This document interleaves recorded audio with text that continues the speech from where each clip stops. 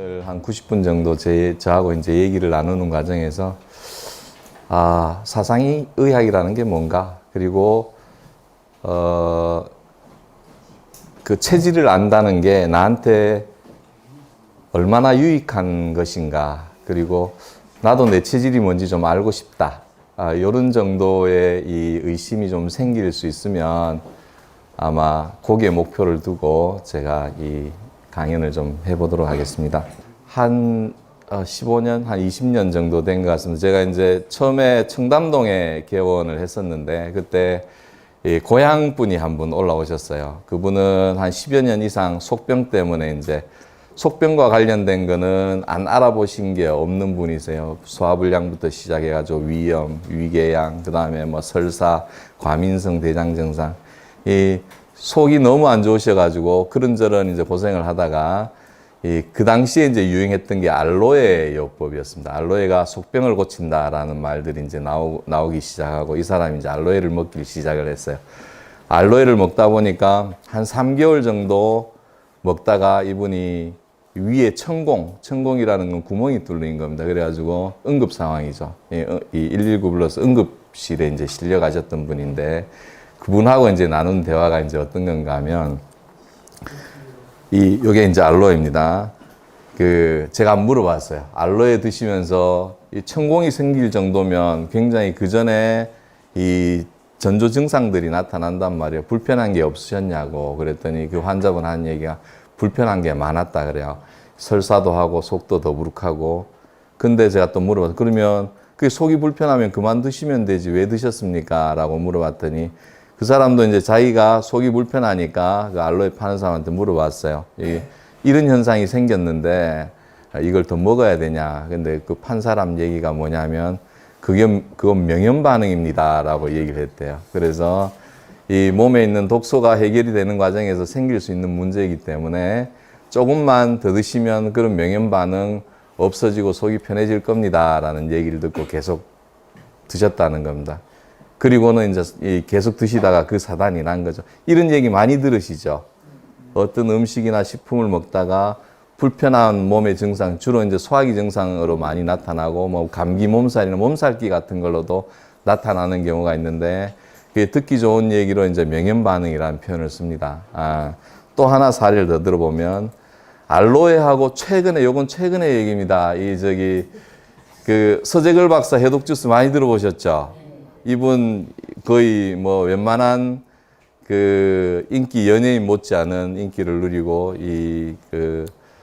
대담 프로그램이나 이 프로그램에 아주 단골로 나오시는 분인데 이 서재걸 박사가 해독 주스에 대해서 이제 얘기를 하면서 우리 사회에 이 해독 주스 광풍이 불었던 적이 있습니다. 이 중에도 드셔보신 분 계실걸요? 손 한번 들어보세요. 해독 주스 나 먹어봤다. 한 분밖에 안 계시나? 많을 텐데. 저희 집 사람도 먹고 많이 먹었을 텐데. 그거 드시고 편하셨어요? 그냥 모르겠어요. 네, 해독 주스 얘기입니다. 요 해독 주스가 보면 브로콜리, 당근, 도마도, 양배추를 어떻게 합니까? 끓이죠. 끓입니다. 끓여서 그 놈을 꺼내가지고 이제 바나나나 사과를 넣고 갑니다. 그죠?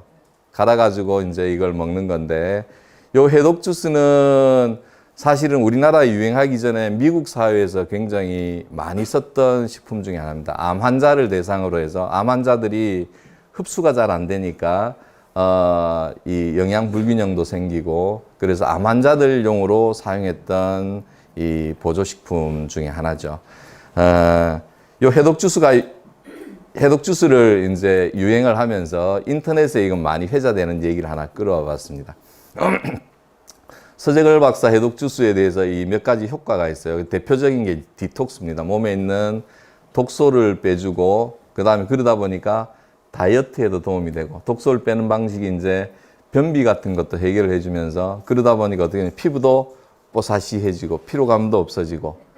그래서 이제 새댁이 이걸 열심히 해서 먹었어요. 아니나 다를까 이 서재걸 박사님 얘기하신 것처럼 굉장히 효과가 좋습니다. 이게 만성적인 변비도 해소가 되고, 그리고 나서 정말 피부도 고와지고, 이 저 새댁이 이게 똥뼈가 나오면 부끄럽잖아요. 이게 똥뼈도 없어지는 것 같고 굉장히 도움을 많이 받았어요. 그래서 자기가 먹고 좋으니까 이제 어떻게 합니까? 옆에 있는 새신랑한테 권합니다. 이 새신랑이 결혼하고 난 뒤에 회사에 나가서 경무에 시달리다 보니까 늘 비리비리하고 새신랑 역할도 못하고 그래서 이제 좀 이 자기 나름대로 효과를 본 거를 새신랑도 좀 속이 안 좋고 이러니까 새신랑한테 먹였어요. 먹였더니 이 새신랑도 새댁이 먹고 이제 이 피부도 좋아지고 좋은 걸 보고 자기도 이제 열심히 먹었겠죠. 한 일주일 먹고 나서 보니까 어떤 현상들이 생기냐면, 이걸 먹는데 신부는 그렇게 속도 편하고 좋았다는데 이 새신랑은 속이 막 부글거려요.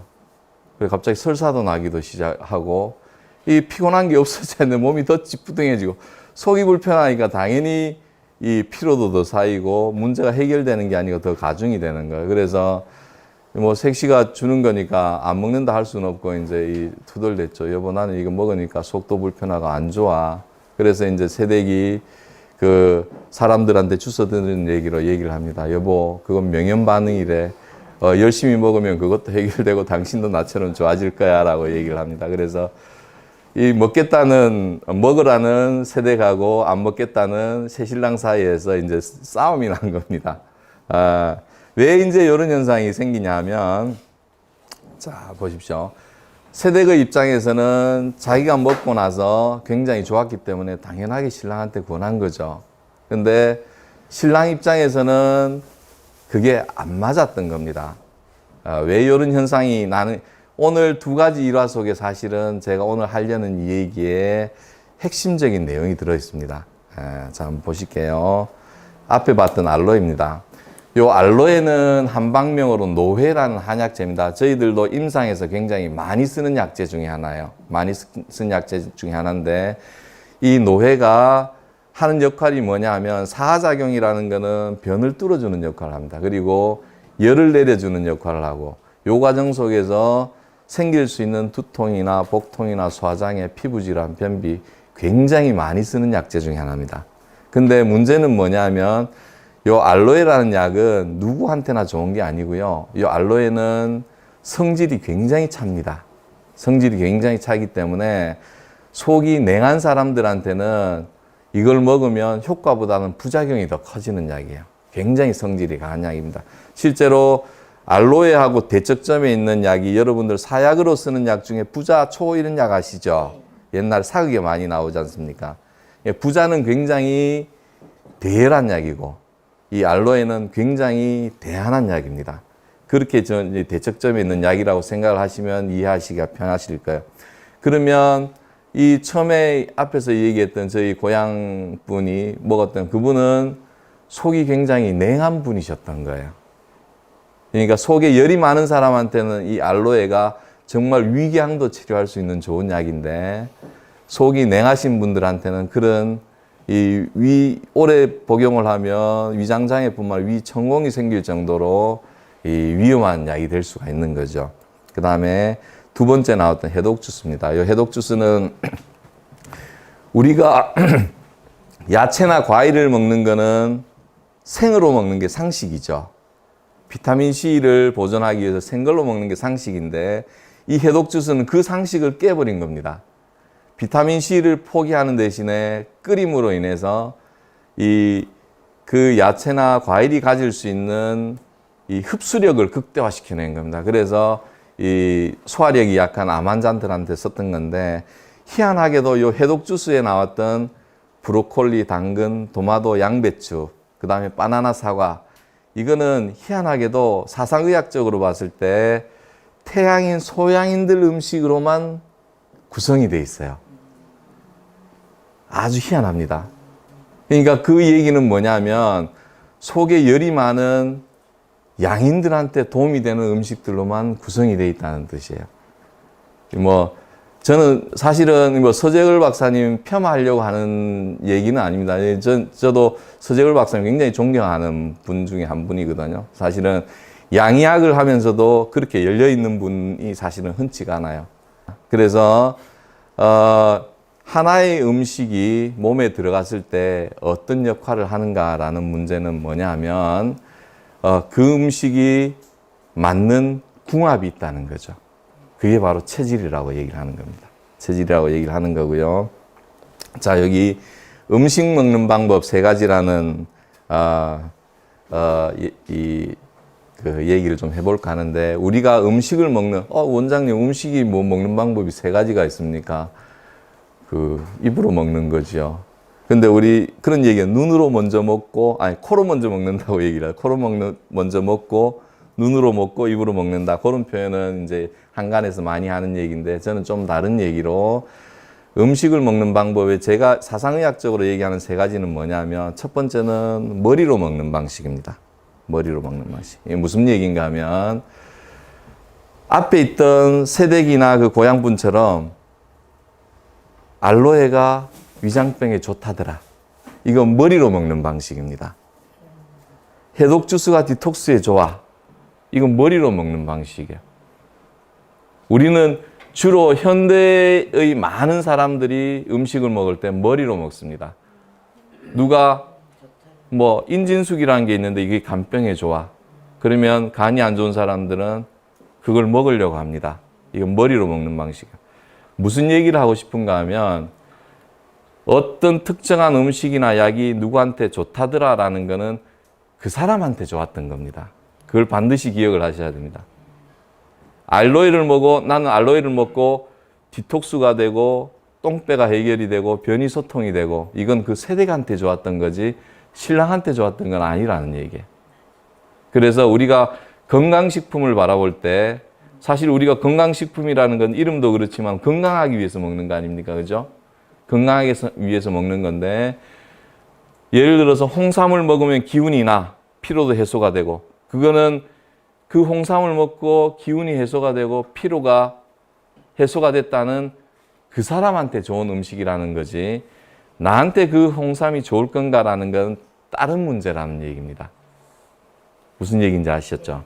자, 두 번째 먹는 방식은 입으로 먹는 겁니다. 이건 주로 소민들이 이런 걸 많이 하는데, 뭐 먹으니까 참 맛있어. 그죠? 그건 입으로 먹는 겁니다. 주로 미식가들이 이런 걸 많이 하죠. 어떤 음식은 참 미각에 좋아. 먹어보니까 맛있어. 이런 방식, 입으로 먹는 거.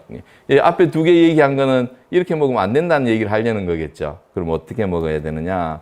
배로 먹어야 됩니다. 이게 무슨 얘기인가 하면, 어떤 음식을 먹었을 때 그것이 내 속이 편안하고 대소변이 시원하고, 그러면 일단 그 음식은 나한테 맞을 가능성이 많습니다.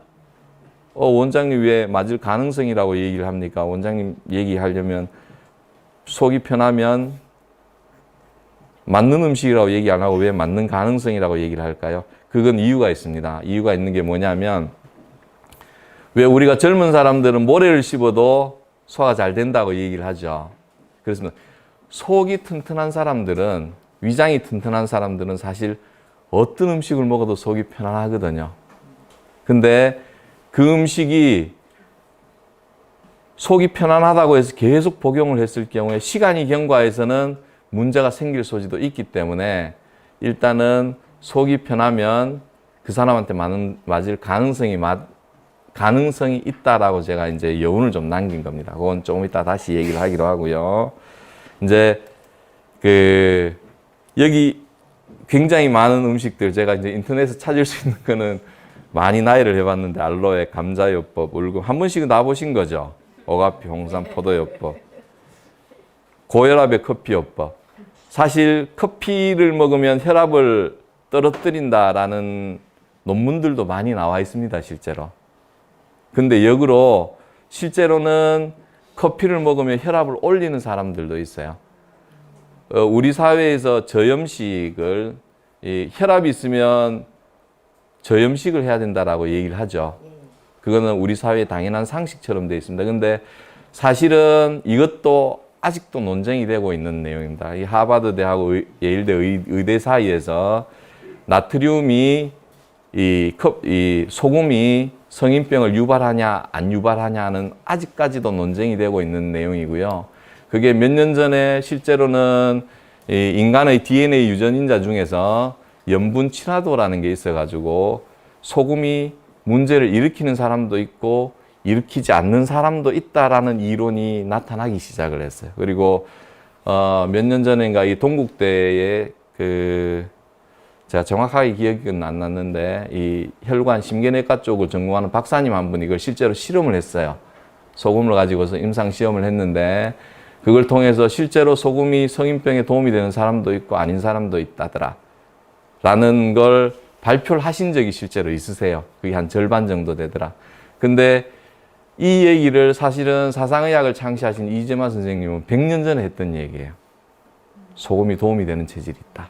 아니다. 예. 산수유가 남자한테 좋은데 표현할 방법이 없네. 이건 많이 들어보셨던 카피죠.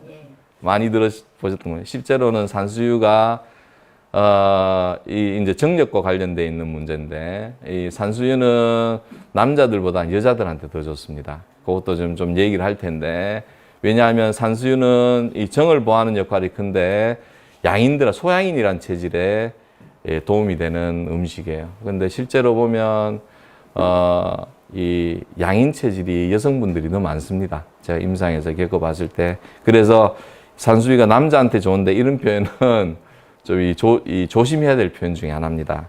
헛개나무, 옥수수 수염차, 복분자, 민들레, 카레, 상황버섯, 차가버섯, 온나무. 남자한테 좋은데 뭐 얘기하지? 온나무? 헛개. 헛개는 지구자라는 한약재거든요. 저희 지구자 간을 해독하는데 쓰는 약인데 헛개도 사실은 이게 현대사회 건강식품이 이게 사람들이 건강에 대한 이 관심이 많아지면서 이 팔자를 고친 그 약재가 몇 가지가 있어요. 하나는 요 밑에 당뇨에 좋다는 그 돼지 감자.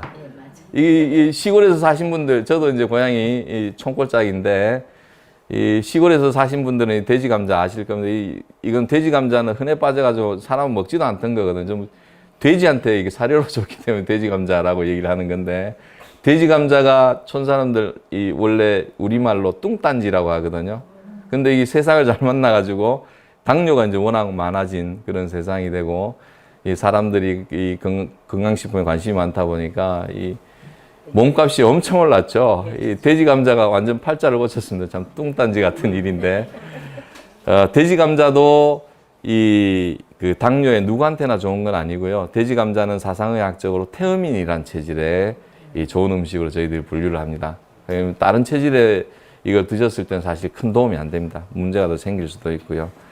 그리고 헛개나무 얘기하다가 이렇게 되는데 헛개나무는 사실 그 지구자란 한약재는 한의원에서 잘 쓰지도 않는 약재거든요. 왜냐하면 이 헛개 지구자 이 약재는 이제 간병에 쓰는 약재인데 간병에 더 효과적이 조금 이따가 이제 간병에 대한 얘기를 제가 특별히 좀 더 할 텐데 간병에 쓰는 더 좋은 약재들이 훨씬 많거든요.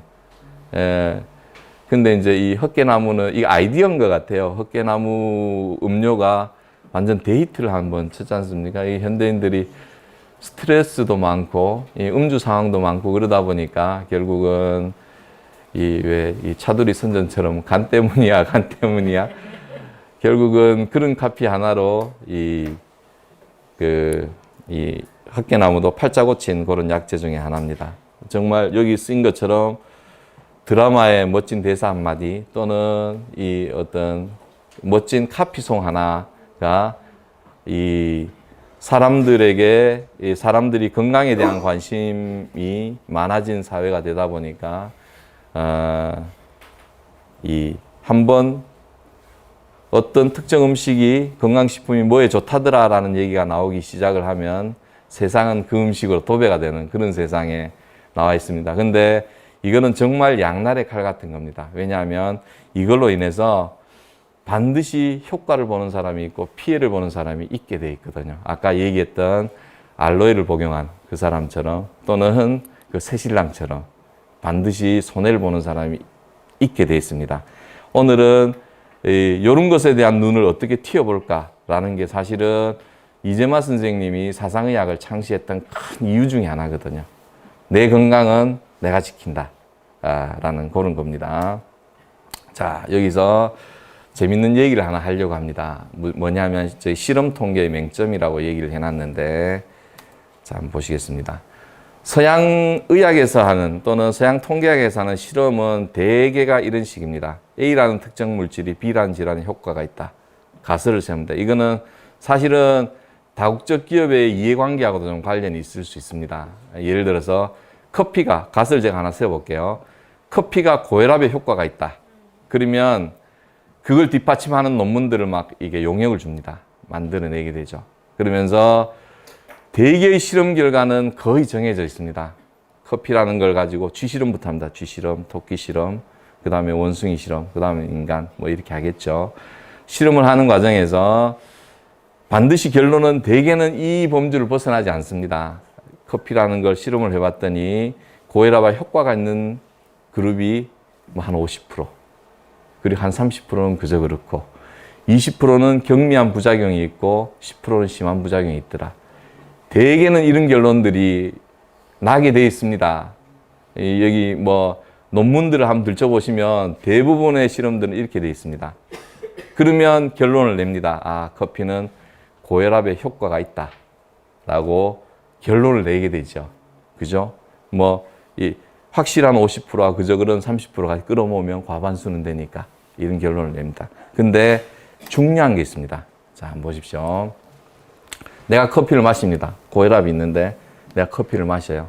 50% 효과가 있다는 걸 듣고 응용을 하게 되는데, 문제는, 중요한 거는 커피가 50%의 실험군에 있어서 고혈압을 치료했다라는 사실은 전혀 중요하지 않습니다. 왜 중요하지 않은가 하면, 제가 사상의학을 하는데 아주 뛰어난 명의예요. 예를 드는 겁니다. 100명이 오면 한 99명 정도는 멋들어지게 치료를 해요. 재진단도 잘하고.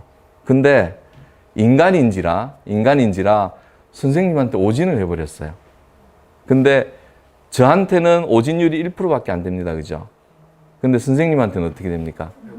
100%입니다. 이게 통계가 가지는 맹점이에요.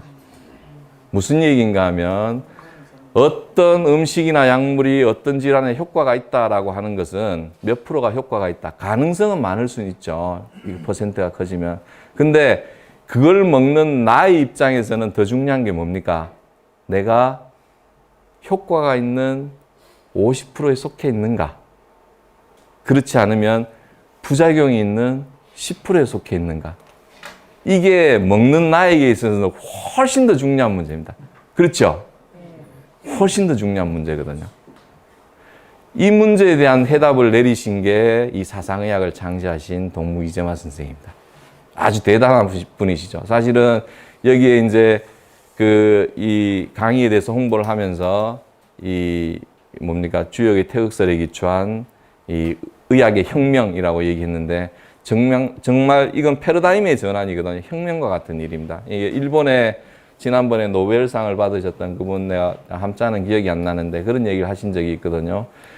이 현대의학의 발전이라고 하는 것은 어떤 정교하고 그리고 이 세밀한 어떤 진단 기술이나 기술의 발전, 이것이 가해지는 게 아니고 엉뚱할지는 몰라도 새로운 패러다임을 상상해보고 구현해보는 것, 그것이 의학의 발전을 기할 수 있는 세상이다라고 얘기를 했거든요.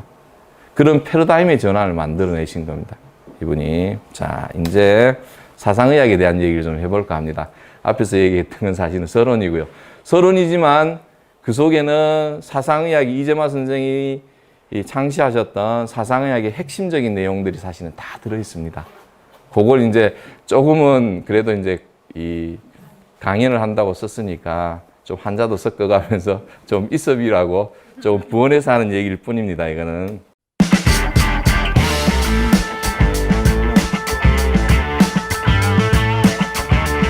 자, 이제 사상의학에 대한 얘기를 좀 해볼까 합니다. 앞에서 얘기했던 건 사실은 서론이고요. 서론이지만 그 속에는 사상의학이 이재마 선생이 창시하셨던 사상의학의 핵심적인 내용들이 사실은 다 들어있습니다.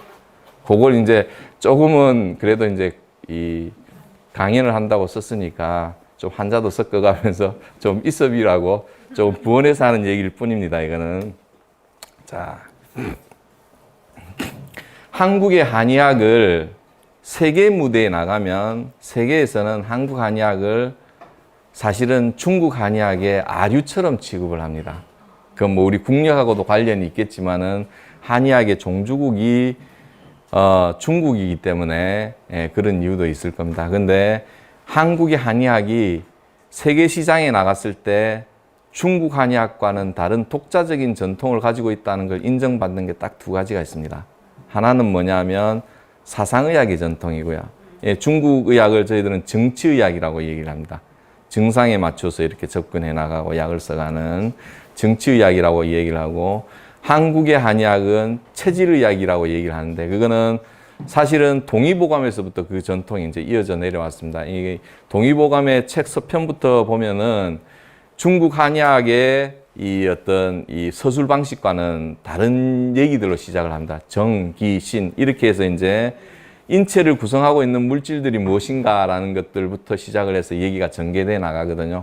그게 이제 체질의학의 맹하가 동의보감에서부터 비롯돼 왔다라고 저는 이제 생각을 하는 편입니다. 이게 사실은 이재마 선생님이 사상의학을 동의수세본이라는 사상의학의 의서를 집필하는 과정에서도 그 당시에 동의보감의 어떤 그 글들을 많이 인용을 하셨거든요.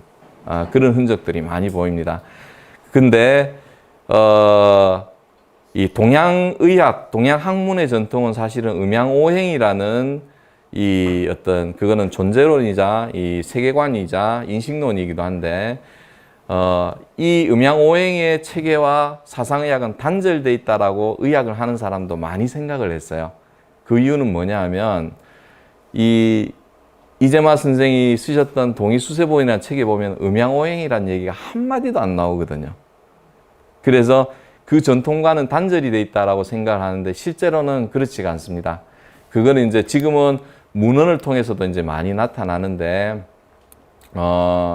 여기 나오는 책은 보제연설이라는 책입니다. 이재마 선생님의 초기 저작입니다. 아주 초기에 이 사상의학을 이 동의수집을 쓰기 전에 이제 집필했던 사회 흔적들을 찾아낼 수 있는 글인데, 여기에 보면 이런 도표가 하나 나옵니다. 여기 보면 폐비간신이라는 게 나오고, 거기에 위에 목화금수라는 표현이 나오죠. 이런 표현들이 실제로 나옵니다. 그러니까 여기에서부터 이 사유가 출발이 됐다는 얘기죠. 여기 의학을, 여기 보니까 인문학이기 때문에 동의보감이나 뭐 이런 내용들도 좀 있는 것 같은데, 그거 보시면 그 의학이 좀 동양학에 관심이 있으신 분들은 폐비간신이 기존에 얘기했던 이 목화투금속은 좀 다르네, 이런 생각을 하시는 분도 혹 있을지는 모르겠습니다. 그거는 이제 조금 더 깊이 있는 얘기라서 나중에 할 기회가 있으면 하기로 하고요. 전통의학에서 얘기했던 목화토금소, 그걸 간신비폐신을 목화토금소 이렇게 배속을 하거든요. 그거하고는 좀 다릅니다. 이재마 선생이 음양오행의 패러다임을 가지고 접근했지만은 오장의 배속은 좀 다른 형태로 접근하시는데, 그거는 이제 체화용이라는 이 동양학의 또 다른 패러다임 때문에 이제 그런 내용들이 좀 있는 것 같아요. 있는 것 같고, 어쨌든 사상의학을 이해를 할 때 폐대 간소자는 태양인, 간대 폐소자는 태음인, 이렇게 이제 써놨지 않습니까? 폐대 간소라는 얘기는 위의 언급을 얘기를 하면 목대 금소 명활 태양인, 같은 표현입니다. 같은 표현이고, 오늘 처음에 제가 얘기할 때 사상의학에 대해서 여러분들이 체질이라는 게 뭘까? 내가 체질을 알면 좋을 것 같아. 그러면 체질을 알기 위해서 어떻게 해야 될까? 그 과정을 이해할 때 일반인들이 이 목화토금수라는 오행의 패러다임을 가지고 접근하면 좀 편한 측면이 있기 때문에 굳이 제가 이게 한자 섞어가면서 이런 얘기를 하려고 하는 겁니다. 자, 한번 보시겠습니다. 요거는 동의수세본이 이제 이 가보판이 있고 1894년, 그 다음에 7년 후에 경자판이 있고, 그 이듬해 이재마 선생님이 돌아가셨거든요. 그 책을 쓰기 이전에 이재마 선생님이 자신의 어떤 사유의 흔적들을 이렇게 남긴 책이 있습니다. 이게 사상의학 초본권이라는 책인데, 이재마 선생님이 1891년 그 이듬해 돌아가시면서 한 유언이 있어요. 그 유언이 뭔가 하면, 내가 죽은 지 100년이 되면 이 땅에 사상의학이 흥기할 것이다 라는 유언을 하고 돌아가셨는데, 희한하게도 100년이면 2001년 정도가 되지 않습니까? 그 2001년 전으로 해서 사상의학과 관련된 엄청난 저작들이 쏟아져 나오기 시작을 합니다. 그리고 태양인 이재마라는 드라마 혹시 보신 분 계신지 모르겠는데 그 드라마가 나오기 시작한 적도 그때예요. 근데 문제가 하나 있어요. 뭐냐면 사실은 일반 한의사들의 인식 수준보다 대중의 사상의학에 대한 관심들이 더 빨리 퍼져나가 버린 거예요. 왜냐하면 한의사들이 실제로 사상의학을 전공을 하고 있는 한의사들은 70%가 안 됩니다. 왜냐하면 체질 진단이 너무 어렵고 그리고 아까 얘기했던 이 사상의학이 기존 한의학과는 단절된 것이다 아닌가라는 그런 의혹들을 가지고 바라보는 시각들이 아직도 존재하거든요. 그런 문제 때문에 그러다 보니까 어떤 이제 에피소드가 생기냐면 대중의 관심들이 이제 커져 나가는 과정에서 체질에 대한 관심이 가져나니까 이제 환자들이 한의원에 와가지고 원장님 이런 상황이 무슨 체질입니까? 이런 상황이 이제 벌어지게 되는 겁니다. 근데 그 명색이 한의사인데 원장인데 나는 사상의학에 대해서는 잘 몰라요. 내지는 뭐 서울에서 부산 가는데 길이 하나만 있나요?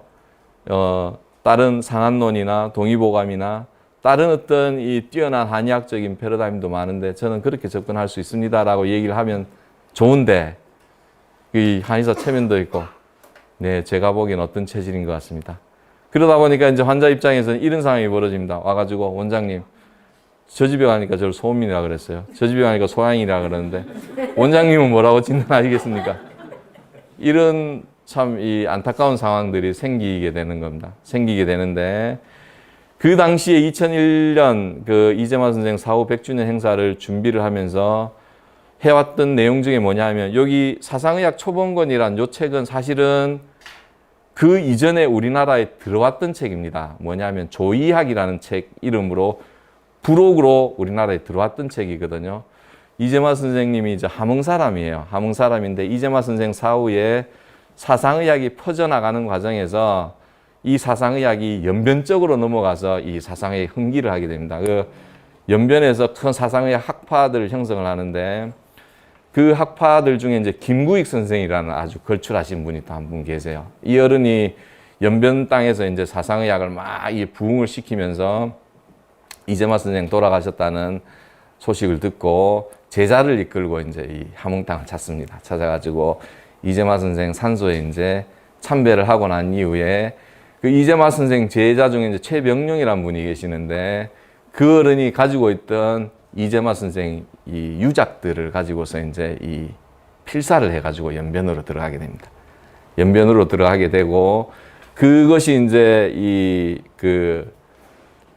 뭐 조선족이죠. 그러니까 문화혁명 때 한번 이 조선 의학들이 한번 된통 그 탄압을 받다가 그 이후에 다시 부흥을 하면서 조의학이라는 거기서는 동의학이라고 합니다. 조의학이라는 책으로 나왔던 책이 이 우리나라에 이제 들어오게 되는데 그때는 중국하고 국교가 수립이 되기 전입니다. 그러다 보니까 책만 들어왔는데 이 분명히 책에 부록에 보니까 사상의학이라는 내용은 나오는데 여기에 내용들이 무슨 여기 보면 폐왕춘, 비왕하, 뭐 간왕추, 신왕동 여기 폐기는 목을 닮았고 비기는 화를 닮았고 간은 금을 닮았고 신은 수를 닮았고 이런 내용들이 막 나온단 말이에요.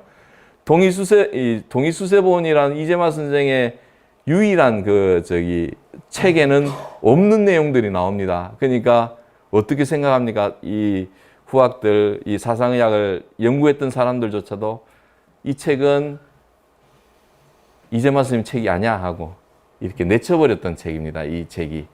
그리고 이 책 내용 중에 또 어떤 내용들이 나오냐면 지금은 이제 체질에 대한 그 약재들이 많이 정리가 됐는데 이 책에는 어떤 내용이 나오냐면 지금 우리가 이재마 선생님이 동의수세본에서 썼던 내용과는 다른 내용들이 나오는 거예요. 예를 들어서 녹용 같으면 녹용은 지금은 태음인 약재다 라고 이렇게 나와 있는데 여기에는 소민들한테도 이렇게 써서 효과가 있었다. 이런 내용들도 나오고요. 감초도 소민 약재인데 여기 초본권에는 감초를 태양인 약재로 분류를 해놨습니다. 그런 걸 보면서 아 이거는 이재마 선생 글이 아니야 라고 이제 내쳐버리는데 이재마 선생님 사후 100주년 행사를 이제 진행을 하는 과정, 그때는 이제 중국과의 국교가 수립이 됐고, 그러면서 이제 연변에 있는 이 사상의학자들을 불러서 이제 같이 공동 세미나를, 심포지엄을 이제 하게 되는데, 그 과정에서 그 김구익 선생의 제자라는 분이 증언을 하게 됩니다. 이 사상 초본권이란 책은 그 김구익 선생이 이재만 선생 그 사후에 가셔가지고 필사를 해서 넘어온 글이 맞다라고 증언을 하는 과정에서 이 책이 이재만 선생의 초기 저작이었구나 라는 걸 인정을 받게 되는 거죠. 그러면서 죄송합니다. 이 사상의학계 내에 이 어마어마한 연구들이 이제 진행이 되게 되는 겁니다.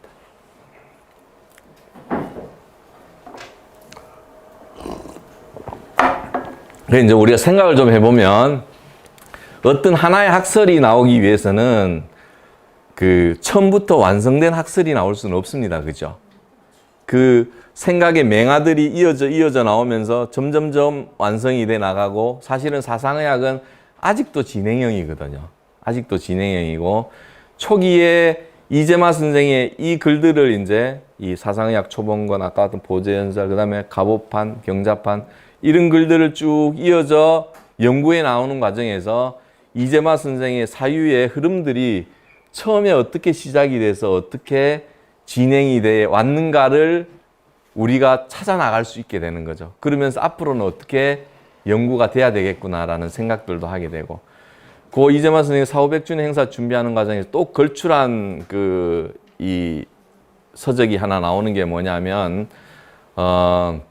원래는 이재마 선생이 1894년 나왔던 갑오판이라는 책은 소실이 돼서 전해지지 않습니다.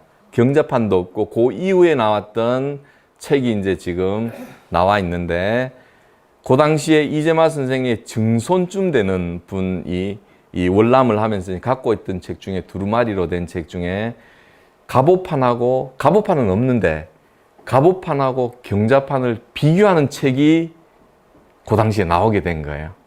그러면서 사상의학에 대한 연구가 어마어마하게 활발하게 진행이 돼 나가고, 요렇게 이재마 선생이 사상의학을 연구해 나가셨구나 라는 걸 알게 된 거죠. 너무 이제 부연이 길어버렸는데, 어쨌든 중요한 거는 요 목화금수라는 얘기는 꼭 한번 기억을 하시기 바랍니다. 요게 이제 왜냐하면 체질 진단이라는 문제를 오늘 이제 처음에 저 화두처럼 던졌는데, 그 얘기를 함에 있어서 이 목화금수라는 이 부호가 굉장히 중요한 역할을 하게 되거든요. 자, 한의학의 치료 원리입니다. 이건 청대에 나왔던 본초문답이라는 책에 있는 내용인데, 제가 한번 읽어보겠습니다. 어떤 사람이 묻습니다. 약자는 곤충 토석과 초근 수피 등물로 여인 이류인된 이능 치인지 병자는 하야오. 약이라는 것은 곤충 아시죠? 우리가 생각하는 곤충입니다. 곤충, 토석. 토는 흙이고 석은 이제 돌인데, 그 다음 촉은 풀뿌리와 수피, 나무 껍질 같은 것들로서 보통 우리가 쓰는 한약재는 그런 거죠. 원장님, 돌가루로도 약을 씁니까? 예, 돌가루도 있습니다. 굉장히 많이 쓰는 약재 중에 석고라는 약재가 있거든요. 석고라는 거는 이제 먹을 수 있는 석고인데, 그거는 열을 치는데 굉장히 도움이 되는 약재입니다. 돌가루도 있고, 곤충, 사마귀 같은 거 있죠. 이런 것도 약으로 씁니다. 그 다음에 이 매미 껍질, 그걸 선태라 그러는데 피부 질환에 아주 좋은 약입니다. 그런 초근목피, 나무 뿌리나 풀뿌리나 나무 껍질, 이런 걸 약으로 쓰는데 의문을 가지게 된 거예요. 그건 사람하고 분명히 다른 종류인데 어떻게 해서 인지병, 사람의 병을 치료할 수가 있습니까? 그 이유가 뭡니까? 이렇게 물어봤어요. 그런 의문 가져보신 적 없으세요? 어떻게 풀뿌리를 먹었는데 내 몸이 낫지? 아프던 게? 이게 사실은 당연히 가질 수 있는 의문인데도 불구하고 이런 의문을 잘 안 갖게 되죠. 그런데 이런 의문을 이제 가진 겁니다. 답을 합니다. 요거는 동양의학적인 사유에 이제 주파수를 맞추셔야 됩니다. 양방이 어떤 성분이, 우리가 인삼 얘기할 때 사포닌, 그래 버리거든요. 그렇게 접근해서는 이건 해결이 안 되는 겁니다. 네, 답을 합니다. 천지는 지차음양으로 이기유행이 성오운하고, 천지는 하늘과 땅이죠. 우리를 둘러싸고 있는 세계입니다. 이 세계는 단지 이 음양의 기운으로 이 음양 두 가지 기운이 흘러서 오운을 이룬다. 이 오운이라는 게 목화토금수 오행입니다. 이게 동양 학문의 패러다임이라 그랬죠. 그리고 대대하여 육기가 된다. 풍한소습조, 바람, 춥고 덥고 이런 기운들을 만들어낸다. 이게 출발은 음양이라는 얘기죠. 오행으로 분할을 하고. 자, 인생 본천 친지인즉 겸 천지지 오온육기하야 이생 오장육분이라. 사람은 하늘을 본받고 땅과 친하여서 생겨났기 때문에 천지에 오온육기를 두루 갖추고 있다. 그래서 오장육부가 생겨난 것이다. 그러니까 오장육부의 기운은 우리가 존재하는 세상 오온육기의 기운을 받아서 오장육부가 생겨났다라는 얘기를 하고 있는 겁니다. 법물수요인이나 연이나 막불본 천지지 일기이생하야 특물 득일기지편이나 인득 천지지 전이라. 무릇 사물들은 앞에서 여기 사물이라고 얘기한 건 앞에서 얘기했던 곤충, 토석, 초근, 수피 뭐 이런 걸 얘기하는 겁니다. 무릇 사물이라고 하는 것은 비록 사람과 더불어서 다른 존재이지만 그러나 막불본 천지지 일기이생하여 천지의 한 가지 기운을 본받아서 생겨나지 않은 것이 없다. 무슨 뜻입니까? 그러니까 세상에 있는 인간은 천지에 있는 이 오운육기의 기운을 받아서 태어났지만 이런 토석이나 곤충이나 초곤수피들은 한 가지 기운을 받아서 태어났다는 얘기입니다. 목화토금수 중에서 한 가지 기운을. 그래서 특물득 일기지편이나 인득 천지지전이라. 특히 사물은 한 가지 기운의 편중됨을 받아서 얻었고 인간은 천지의 온전함을 얻었다. 설인신지기가 편승편세즉 생질병이면 우차 약물 일기지편하야 이조 오신지 성세의 사귀어 화평즉 무병이라. 요거는 한의학의 질병관하고 그 질병이 어떻게 치료되는가를 핵심적으로 얘기한 거거든요. 만약 인간의 기운이 편승편세, 한 가지 기운이 특별하게 더 성해지거나 또는 한 가지 기운이 특별하게 더 쇠약해지면 그게 곧 뭐다? 질병이다. 양의학에서 바라본 질병관하고는 많이 다르죠. 양의학에서 어떻게 바라봅니까? 무슨 균이 들어오거나 그래서 염증이 생기거나 감염이 되거나 아니면 혹이 생기거나 그죠?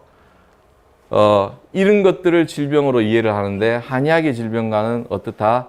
몸의 밸런스가 깨진 게 결국은 질병이다라고 이해를 하는 겁니다. 그 밸런스가 깨지는 거는 목화토금수 5가지 기운 중에 어떤 특정한 기운이 더 많아지거나 부족해졌을 때 여기서는 우리는 많은 건 좋은 거라고 생각을 하는데 한의학에서는 어떻게 봅니까?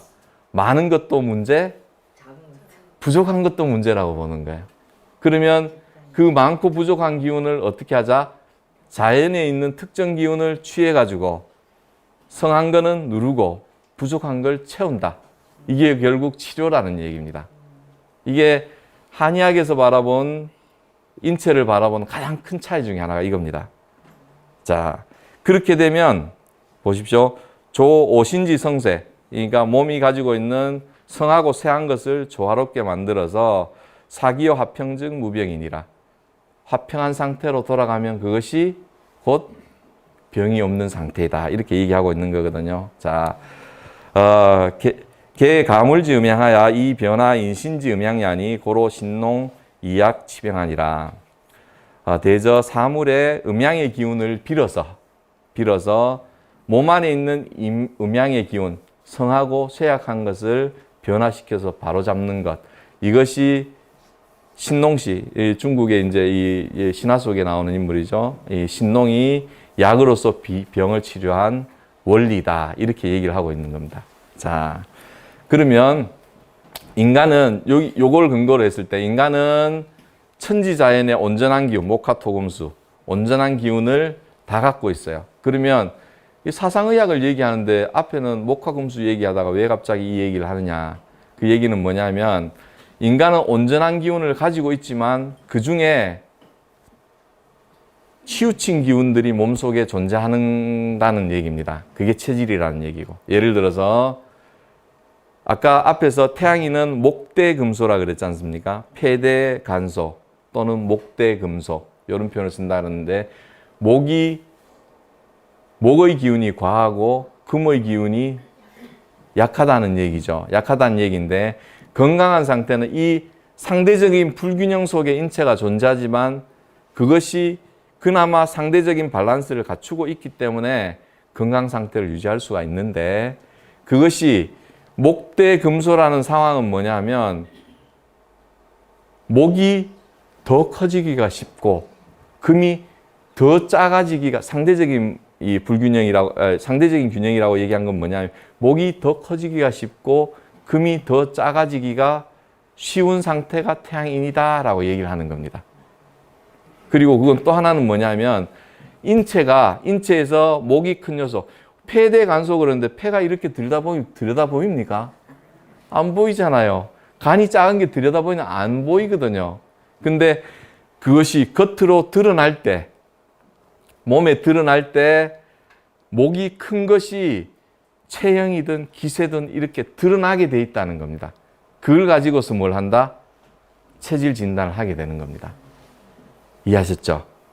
그러면 사람은 목대금소의 태양인이 있어요. 하지만 이 사람은 인간입니다. 그죠? 인간은 천지의 온전한 기운을 가졌다. 그 속에는 목화, 토금수의 모든 기운을 가지고 있기 때문에 사실은 그 상대적인 불균형이 명확하게 아주 전문가가 보기도 명확하게 드러나는 사람도 있고 그렇지 않은 사람도 있어요.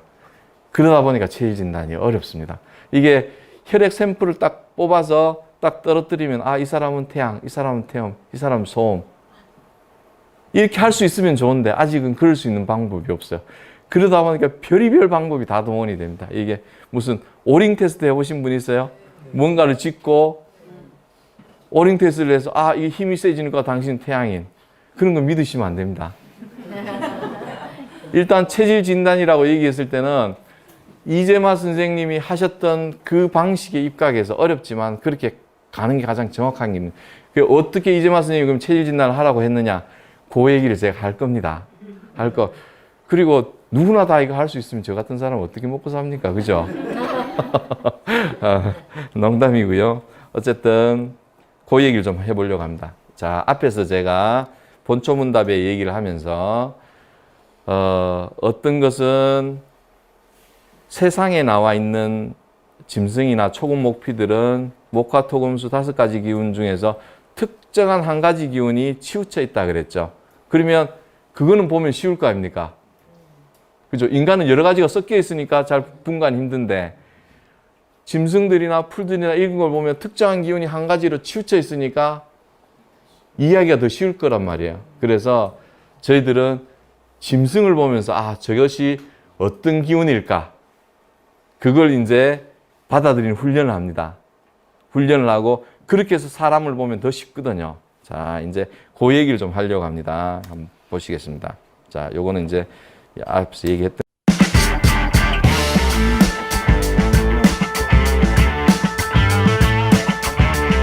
자, 이 뭡니까? 사슴이죠, 사슴. 사슴입니다. 사슴 보면 뭐가 제일 멋있습니까? 뿔이 제일 멋있죠. 뿔. 녹용, 그죠? 녹용. 요 사슴을 태양체라고 얘기를 합니다. 이재마 선생님 목화, 토금수는 이런 표현을 안 썼다 그랬죠. 목이라는 표현을 태양이라는 표현을 쓰셨어요. 거기서 태양을 얘기하면서 동의수세보원에 보면 어떤 표현이 있냐면 직이신 이렇게 표현이 되어 있어요. 직이라는 곧을 직자, 신이라는 거는 펼칠 신자. 무슨 뜻입니까? 곧게 쭉 뻗어나간다. 한마디로 뭡니까? 못 먹어도 고. 이게 태양체 성정입니다. 무슨 말인지 계절로 치면 봄입니다. 봄. 목에 해당하는 건 봄이죠. 봄이면 어떻게 됩니까? 봄이면 겨울 동안 잠자고 있던 이 만물들이 그 끙끙 얼어 있는 땅을 딛고 쭉 솟아오르죠. 이 기운을 목이라고 치상을 한 겁니다. 옛날 사람들이 목이라고. 여기 이제 이 사슴뿔은 이 사실 이 환자분들 중에 이 그 한약을 원장님 기운이 없어서 저기 뭐야 보약 좀 지어주세요 하면서 제가 아는 친구가 있는데 사슴 농장을 해요 하면서 이제 이걸 넣어주세요 갖고 옵니다. 그럼 제가 뭐라고 얘기하냐면 그건 집에 가서 끓여 드세요 그렇게 얘기를 하는데 그건 무슨 우리 약 팔아주세요 그런 뜻이 아니고요. 이 사슴이란 놈은 원래는 원산이 저 시베리아입니다. 끙끙 얼어있는 동토를 이 달리면서 그 용솟음 치는 그 힘을 쓰는 거거든요. 그 힘을 쓰는데 우리나라 사슴은 어떻게 합니까? 가둬놓고 키우죠. 그죠? 실제로 약성이 거의 없습니다. 우리가 신토부리 얘기를 하는데 저는 한국에서 나는 우리 약, 이게 신토부리라고 생각지 않습니다. 그 약이 가지고 있는 고유한 그 환경에서 난 그 약. 그것이 신토불의 실제 의미라고 생각을 하거든요. 사실은 그 흔한 감초도 우리나라에는 안 납니다. 여름 많이 드시는 그 수정과 만두를 먹은 베트남, 계피 있죠?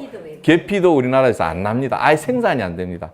왜냐하면 기후 환경이 안 맞기 때문에 그렇거든요. 그거는 동남아 쪽에서 나는. 그리고 여성들이 그 많이 이 갱년기에 많이 먹는 건강식품 석류 있죠? 석류는 우리나라가 별로 못 씁니다. 저기 이란산 석류를 최고로 치거든요. 신토부리는 그 개념으로 접근하셔야 됩니다. 그 해당 약재나 물질들이 형성이 되는 그 환경과 토양과 기운, 거기에서 가장 그 약재의 정확하고 좋은 약성들이 남아있게 되는 거거든요. 이 사슴뿔을 녹용이라 그러죠. 옛날에 녹용이 굉장히 귀했습니다. 지금도 이 비싸고 귀한데 옛날에 얼마나 귀했습니까? 그래서 녹용을 대신하는 약재가 뭐가 있었냐면, 여러분 칡 아시죠? 칡. 칡이 뻗어나가는 그거는 딱 봐도 아, 이건 목기야라는 느낌이 들죠. 그죠? 칡덩굴이 얼마나 뻗어나갑니까? 그 칡이 봄에 얼어있는 땅에서 올라올 때 이 칡순, 그 올라오는 힘은 어마어마합니다. 어떤 걸로 막지 못하는 힘이죠. 그래서 예전에 이 녹용이 귀한 시절에 녹용 대신에 썼던 게 봄에 나온 칡순을 녹용 대신으로 썼어요. 그래서 칡순을 뭐라고 하냐면 갈룡이라 그럽니다. 갈룡. 예. 우리가 칡차를 갈근 차라 그러죠? 그죠?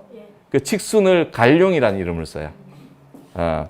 이 태양채는 지기신 이 목덜미가 굵고, 그걸 이재마 선생은 뒤에도 나오지만 뇌추지 기세가 성장하고 이런 표현을 썼어요. 뇌추라는 거는 목덜미에서부터 머리 쪽으로 올려붙는 이 기세를 뇌추지 기세라 그러거든요. 목이라는 표현을 그렇게 표현을 하신 거예요.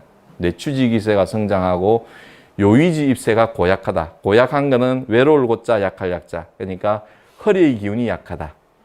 이런 뜻인데, 이 태양인들이 앓는 병이 하나 있습니다. 그거는 태양인 이재마라는 드라마 보신 분 아시겠지만은, 그 이재마 선생이 과거에 나가가지고 막 말을 타다가 낙마를 했는데 못 걷는 장면이 나와요. 다리에 힘이 빠져가지고 못 걷는 장면이 나옵니다. 그 낙마해서 그런 게 아니고, 태양인들은 목기가 강하다 보니까 기운들이 위로 자꾸 거슬러 올라요. 특히 이 스트레스가 심하고 그러면 기운이 전부 이렇게 입만 살아있는 것 같아. 이런 느낌이 들 정도로 이 말을 하는데 입에서 막 단내가 나. 이런 느낌이 들어요. 기운이 위로 솟구쳐 오르는데, 기운이 위로 거슬러 오르면 어떻게 됩니까? 하체가 부실해지죠. 그래서 다리에 힘이 빠져서 주저앉는 겁니다.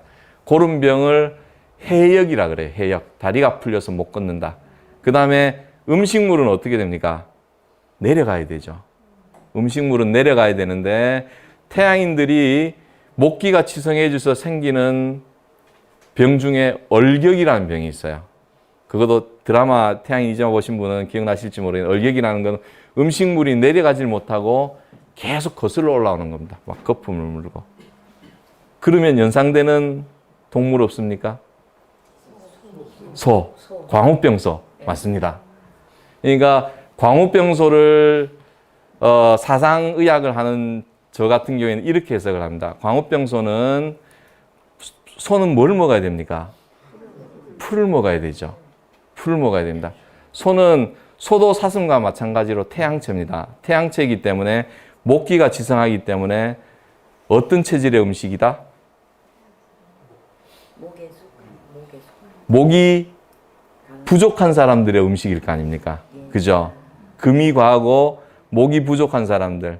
아까 태양인들은 목대 금소라 그랬죠. 반대로 목소 금대인 체질이 태음인입니다. 그래서 이 녹용이나 소고기, 우유 같은 거는 태음인들의 음식이 되는 거거든. 태음인들의 부족한 목기를 채워주는 이런 음식이 되는데, 자, 광우병소 얘기 다시 한번 해보겠습니다. 광우병소가 어떻게 탄생하게 됐냐면 인간의 욕심이죠. 영국에서 처음에 소는 풀을 먹고 자라야 되는데 빨리 살을 찌울 목적으로 뭘 먹였습니까? 고기 사료를 먹입니다. 고기 사료. 그래서 소는 안 그래도 이 소싸움하는 거 보신 적 있습니까? 이 떠받는 힘이 장난이 아닙니다. 이게 목기거든요. 이 치받아 오르는 기운들을 고기 사료를 통해서 더 기운을 끌어올려 버린 거예요. 그래서 태양인들한테 나타나는 다리에 힘이 풀려가지고 주저앉고 음식물이 내려가지 못하고 거슬러 오르는 그런 병들이 생겼다고 저희는 동양의학적으로 그렇게 해석을 합니다. 그럴듯합니까? 뭐 믿거나 말거나인데 어쨌든 그렇게도 해석을 해보기도 합니다. 이렇게 저런 현상은 사상의학적으로 봤을 때는 어떻게 바라볼까 이렇게 해석을 합니다. 이게 목이고 그 다음에 이제 이 닭이죠. 닭은 소양체로 분류를 합니다. 화기가 지성했고 이 소양인들은 이제 와서 흉금지 포세가 성장하고 이렇게 표현이 되어 있어요. 흉금이라는 건 흉곽의 기세입니다. 흉곽의 기세, 흉곽, 어깨 이런 기세. 조류들이 이제 소양체들이 많은데 조류들은 어깨가 발달이 돼 있죠. 이 날개가 어깨가 변한 조직입니다. 소양체. 같은 조류인데도 오리는 소음체입니다. 오리 걸을 때 어떻게 걷습니까? 뒤뚱뒤뚱 이렇게 걷죠. 방댕이의 기운이가 있어요. 방댕이의 기운이가 있습니다. 실제로 눈을 보면 닭 싸움할 때 닭의 눈은 불꽃이 튑니다. 근데 오리 눈은 흐리멍텅해요. 흐리멍텅합니다.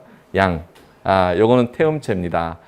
태양인들이 먹을 수 있는 태양인들이 사실 육식이 많이 필요한 그 체질은 아니기 때문에 먹을 수 있는 이 고기들이 흔치 않은데 요 양은 태양인들의 음식으로 분류를 합니다. 그 다음에 돼지죠. 돼지는 요거는 방왕지 자세가 성장하고 이렇게 표현이 되어 있어요. 방댕이의 기운이 가 있다. 그리고 보면 어깨가 이렇게 처져 있죠. 어깨가 처져 있습니다. 요런 것들에 대한 상을 일단 잡으시고요. 자, 이 하나는 양이고 하나는 염소죠. 딱 보면 어떤 느낌이 듭니까? 시골에서 크신 분들 알겠지만 양하고 염소는 비슷할 것 같지만 성질이 전혀 다릅니다. 시골에 크신 분들 보면 염소 화나면 정말 무섭습니다. 얘는 막 무지막지하게 들이받죠. 양은 굉장히 순디입니다. 하나는 태음체고 하나는 소양체예요.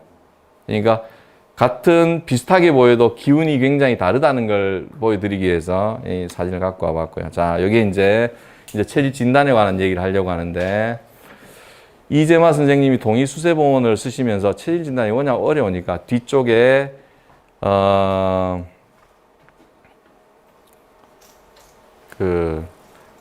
사상인 변증론이라는 챕터를 하나 만들어 놨어요.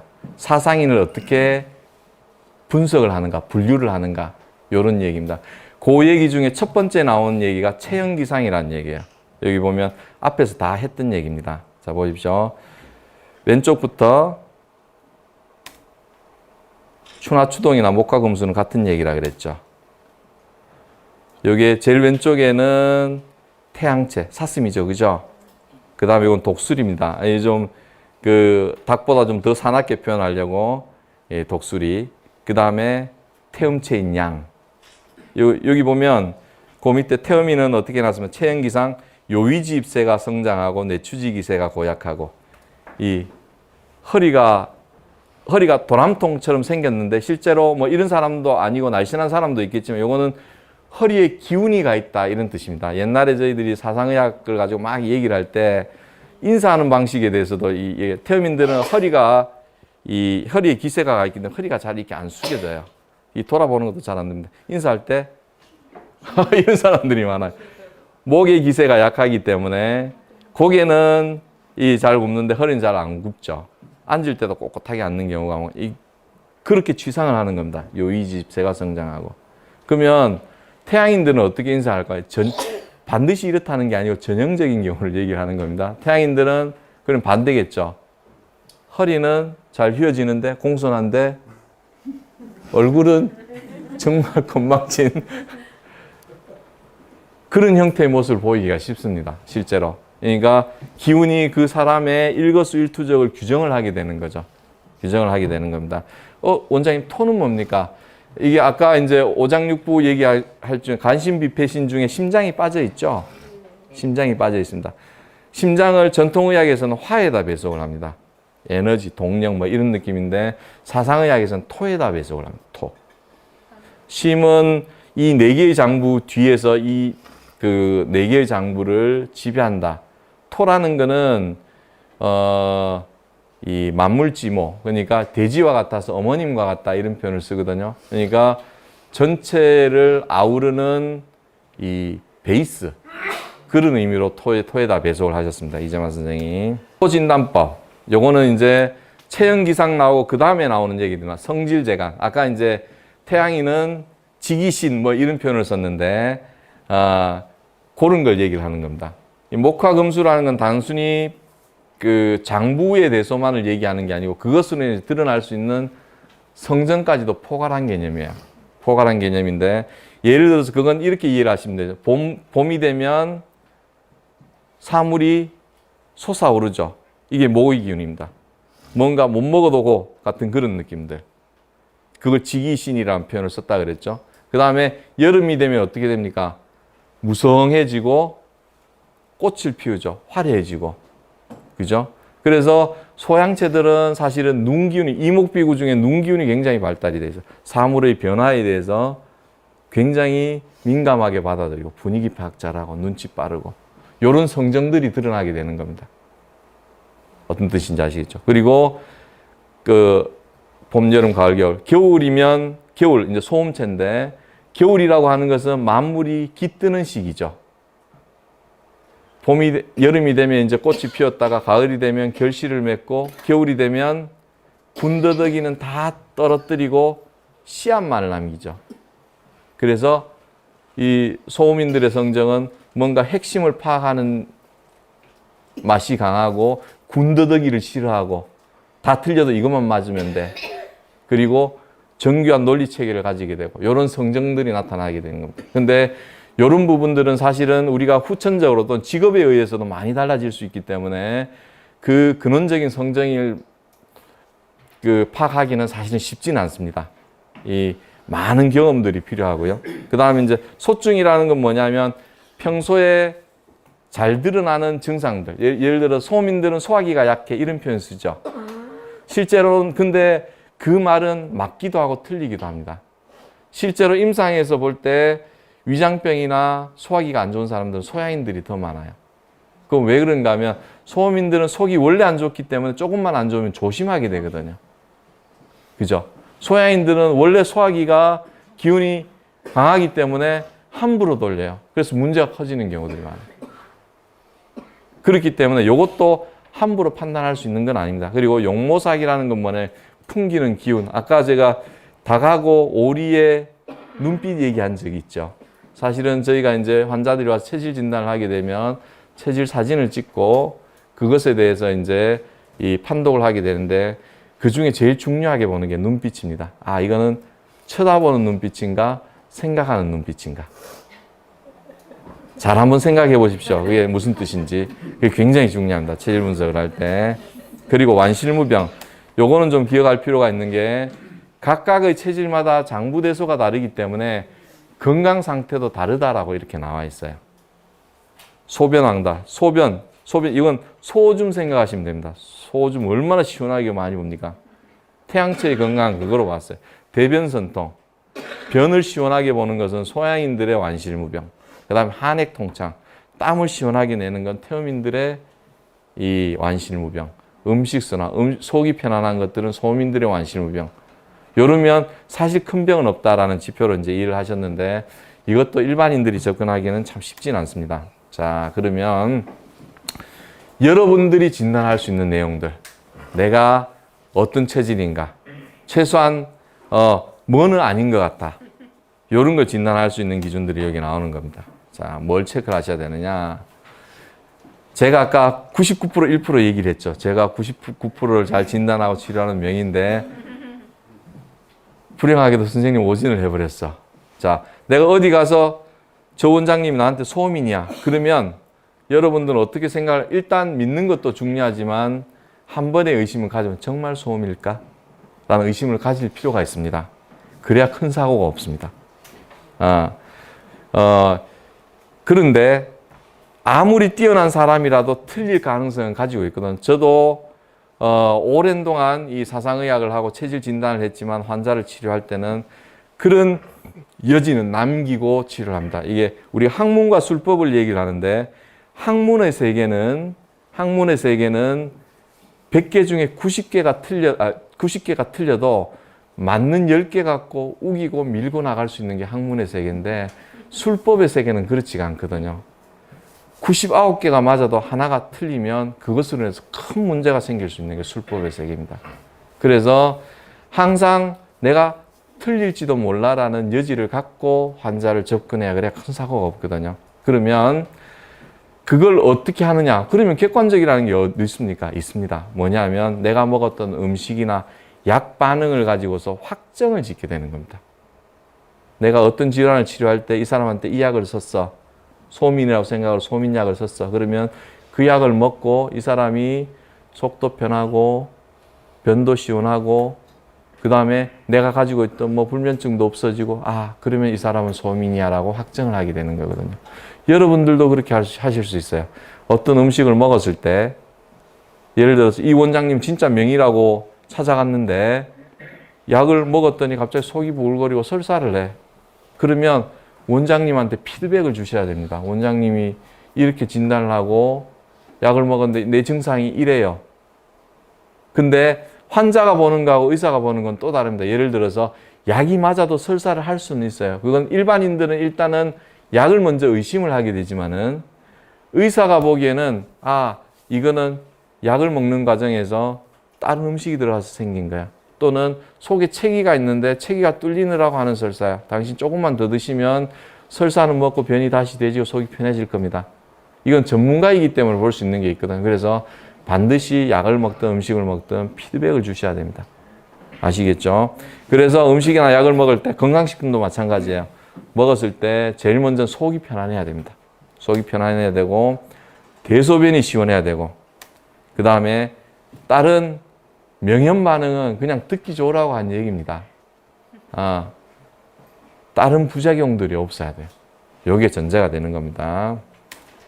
자, 요거는 사상 체질별 대표 음식인데 요런 음식을 드시면서 한 일주일 정도 요 음식만 드시면서 속이 편한가 안 편한가, 대소변이 시원한가 아닌가 이런 걸 판단해 보시면 되고요. 자, 이제 아까 간 관심 얘기를 했는데 이게 약이 들어갔을 때 드러나는 어떤 몸의 부작용이나 맞고 안 맞고가 가장 극명하게 드러나는 게 간병과 관련된 겁니다. 사실은 간에 좋다는 음식도 인터넷에 찾아보면 굉장히 많죠. 어떤 게 있습니까? 민들레, 다슬기, 헛개나무, 그 다음에 엉겅퀴. 엉겅퀴라는 약은 대개라는 한약재인데 그건 실제로 레가론이라는 간병 치료제로 나와 있는 약입니다. 그게 엉겅퀴 추출물이에요. 실리마린이라는 성분인데 그 다음에 붕어죽, 군뱅이, 제조라고 하는 건데 그 다음에 인진숙도 간에 많이 쓰는 겁니다. 그 다음에 스티렌이라는 약 혹시 처방받아 보신 분 있으세요? 소화제인데 이게 A엽 추출물입니다. 쑥 추출물인데 모 대학병원에서 지금 시형 간염 치료제를 임상 시험 중이거든요. 임상 시험 중이냐 이거.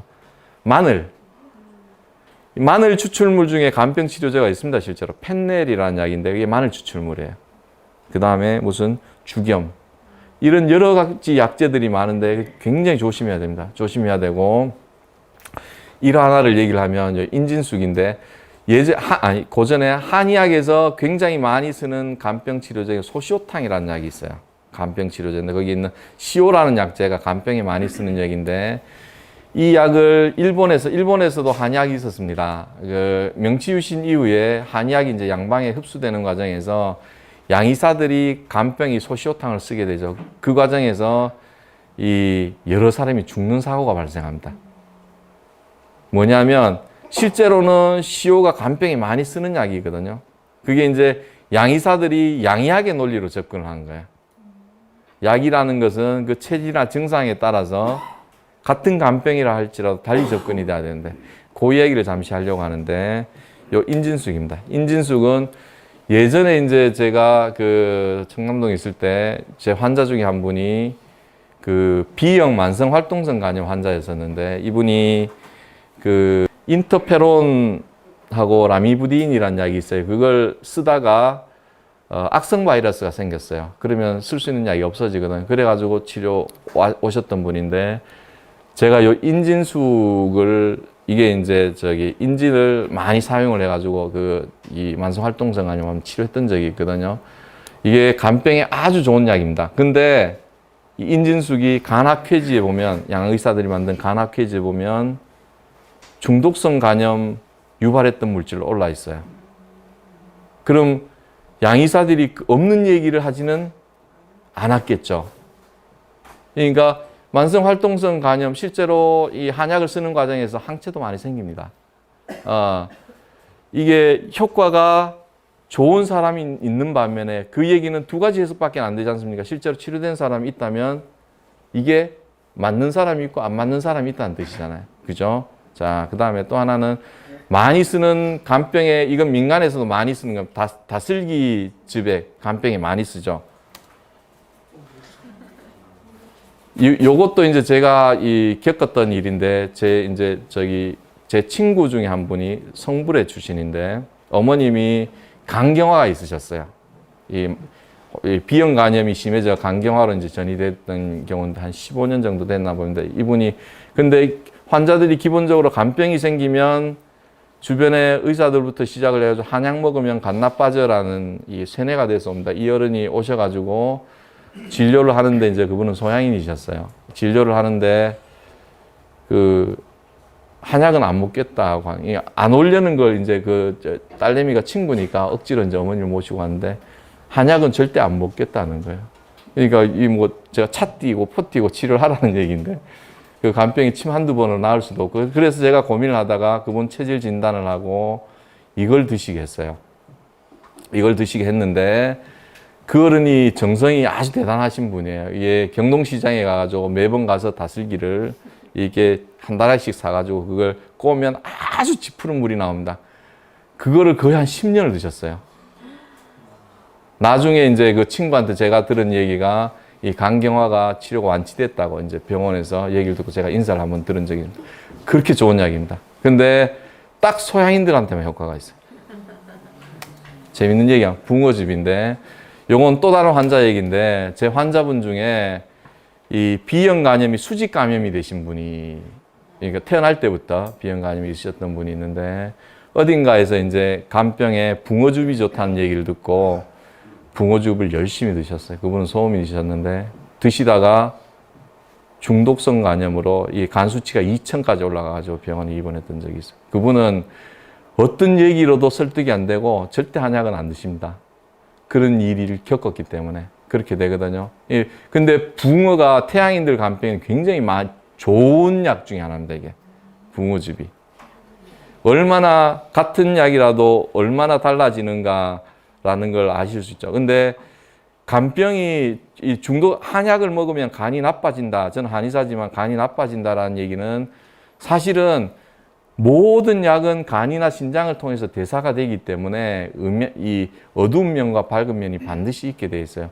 하다못해 이 발톱 무좀에 쓰는 무좀약도 이 간독성이 아주 심하거든요. 여러분들이 많이 쓰는 두통약, 타이레놀조차도 금기증에 보면 간독성에 대한 얘기가 나옵니다. 문제는 뭐냐면 그것을 얼마나 적정 용량을 사용을 하고, 그리고 또 한약 같은 경우에는 얼마나 맞는 체질에 쓰느냐가 중요한 문제지, 그것을 무조건 이걸 먹으면 나빠져 좋아져 이렇게 얘기할 수 있는 부분이 아니라는 거죠. 그래서 특히 간이 안 좋으신 분들은 한약을 먹든 건강식품을 먹든 아주 조심하셔야 됩니다. 근데 문제는 조금만 관찰하면 이게 나한테 도움이 되는가 안 되는가에 대해서 알 수가 있어요. 어떻게 알 수가 있냐면 간이 나빠질 때 나타나는 징후들이 있습니다. 인체는 아무런 사인이 없이 한꺼번에 확 문제 2010 이렇게 오르지는 않거든요. 어떤 징후들이 나타나냐면 제일 먼저 나타나는 게 소화기 증상이에요. 속이 더부룩하다, 체하다. 이거는 내과 의사들이 오지를 많이 하는 겁니다. 속이 더부룩하다, 설사가 난다, 잘 체한다. 간이 나빠져도 그런 증상이 나타날 수 있어요. 그리고 그 다음에는 어떤 증상들이 나타나냐면 피부가 막 가렵기 시작합니다. 피로감도 나타나고. 그리고 소변 색깔이 아주 샛노래지거나 빨개지고, 그 다음에 대변이 회백색으로 바뀌고, 그 다음 황달이 나타납니다. 이런 단계들이 나타나기 때문에 나한테 안 맞는 것이 들어가서 간의 독성을 나타낼 때는 그 원인 물질만 차단해버리면 바로 뚝뚝뚝 떨어져요.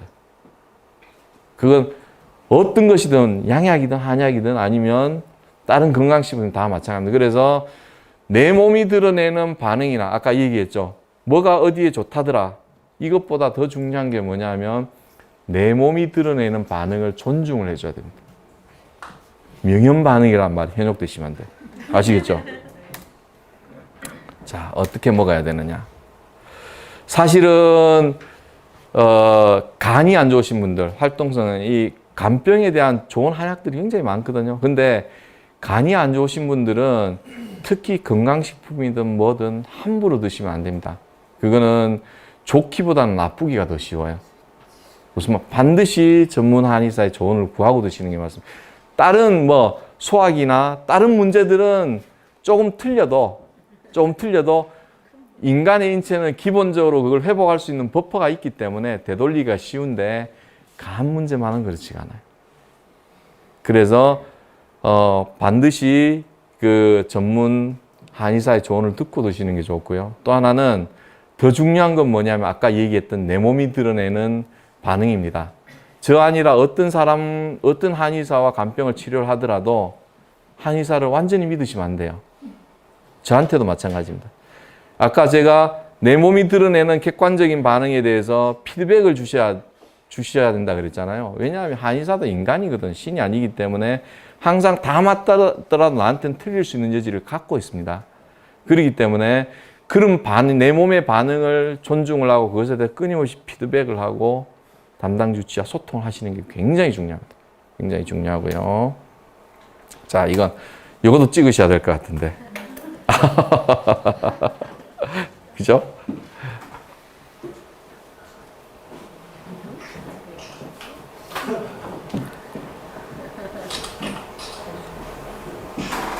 자, 5 세겠습니다. 하나, 둘, 셋, 넷, 5. 땡입니다.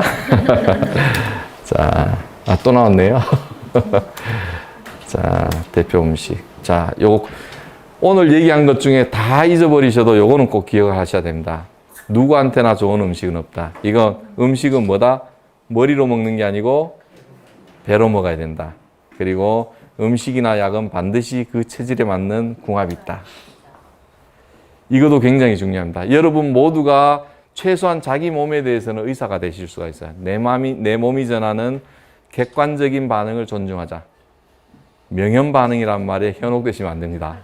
아시겠죠? 그래서 먹는 동안에 속이 편안하고 대소변이 시원하고 다른 부작용들이 없어야 나한테 맞는 음식이고 약이다. 음식은 머리나 입이 아닌 뭐로 먹어야 된다? 배로 먹어야 된다. 자, 요거는 무슨 얘기인가 하면 우리가 기호식품으로 먹는 게 있어요. 매일 하루에 커피 몇 잔씩 마시는 분들 있죠? 네. 그죠?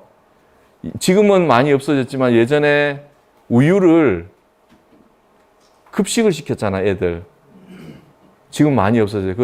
그건 저는 어쨌든 정부 낙농 정책의 피해자는 아이들이라고 생각하는데 우유가 알러지를 굉장히 많이 유발을 시킵니다. 실제로. 이렇게 매일매일 먹어야 되는 것들은 이미 약이라고 생각을 하셔야 돼요. 지속적으로 내 몸에 이 영향을 주는 것. 그러면 역으로 내 몸에 맞는 것들을 기호식품으로 선택을 하면 내 몸이 굉장히 건강해질 수 있겠죠. 아까 찍으셨던 것 중에 내 몸에 맞는 것을 찾아가지고 매일 드시면 그거는 나의 기호식품이자 내 건강을 살리는 굉장히 중요한 약이 될 수 있습니다. 약이 될 수 있고요. 자, 이제 마지막 얘기인데 요건 조선 세조 때 나왔던 책에 나오는 얘기입니다. 8가지 의사를 분류를 해요. 근데 불행하게도 나쁜 의사가 5가지나 있습니다. 좋은 의사 3가지를 이제 양이라고 얘기를 하는데 그 첫 번째 의사를 심이라고 얘기를 했습니다. 마음을 다스려서 병을 치료하는. 사실은 사상의학의 가장 큰 힘은 이거거든요. 사상의학에서는 성정을 얘기를 합니다. 이 체질에 따라서 편급되기 쉬운 성정이 있기 때문에 그것이 치우치면 병이 된다라고 얘기를 했거든요. 그래서 사상의학을 최고의 어떤 의서다라고 저는 생각을 하는 편인데 마음을 다스리는 방법에 대해서 얘기를 해놨어요. 요거는 가운데가 없죠. 좋은 의사 중에 3번째가 약입니다. 약이. 약 써서 사람 치료한 거. 저는 어쨌든 양의가 되려고 노력하지만 그중에 제일 꼬발이죠. 약입니다. 약인데 그보다 더 뛰어난 의사를 식이라고 얘기를 했습니다. 음식을 가지고 사람을 치료하는 거예요. 우리 식약동원이라 그러죠. 식약동원이라는 얘기는 뭐냐면 음식과 약은 그 근원이 같다라는 얘기거든요. 그러면 어떤 걸 약으로 쓰고 어떤 걸 음식으로 썼느냐 했을 때 치우침이 더 큰 것을 약으로 사용을 하고 치우침이 적은 것들을 음식으로 썼을 뿐이에요. 여러분들이 먹는 음식 중에 뭐 도라지라든가 아니면 뭐 우엉이라든가 무슨 뭐 연근이라든가 연자육 이런 것들도 전부 한약으로 쓰는 약재들 중에 하나예요.